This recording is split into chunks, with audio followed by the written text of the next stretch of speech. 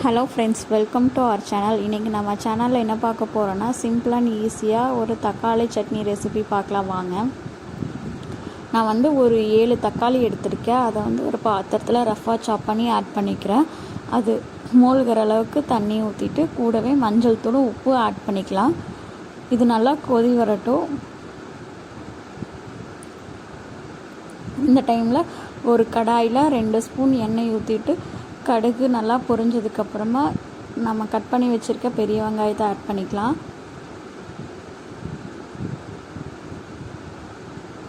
வெங்காயம் நல்லா வணங்கி வந்ததுக்கப்புறமா ஒரு கொத்து கருவேப்பிலையும் 3 காஞ்ச மிளகாயும் கிள்ளி எடுத்து வச்சுருக்கேன், அதையும் ஆட் பண்ணிக்கலாம். கூடவே வந்து 1 ஸ்பூன் கொத்தமல்லியை நல்லா கையில் தேய்ச்சி போட்டுக்கலாம்.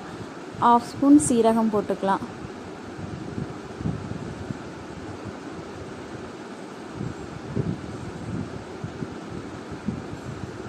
இது நல்லா வணங்கினதுக்கப்புறமா நம்ம கொதிக்க வச்சுருக்க தக்காளியில் ஆட் பண்ணிக்கலாம்.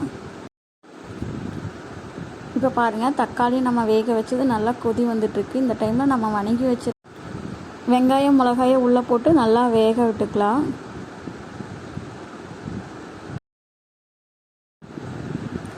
தக்காளி வெங்காயம் எல்லாமே நல்லா வெந்து வந்ததுக்கப்புறமா அடுப்பை ஆஃப் பண்ணி நம்ம பருப்பு மத்து வச்சு நல்லா கடைஞ்சி எடுத்துக்கலாம். இது வந்து நல்லா சூடான ஒயிட் ரைஸு, இட்லி, தோசை கூடலாம் சைட்ஸாக வச்சு சாப்பிடும்போது அவ்வளோ ஒரு டேஸ்ட்டாக இருக்கும். லாஸ்ட்டாக வந்து உப்பு காரம்லாம் பார்த்துட்டு மறுபடியும் அடுப்பில் வச்சு ஒரு கொதி வர வரைக்கும் விட்டு எடுத்துக்கலாம். இப்போ சூப்பரான தக்காளி ரெடி. ட்ரை பண்ணி பார்த்துட்டு எப்படி இருக்குன்னு சொல்லுங்கள். தேங்க்யூ.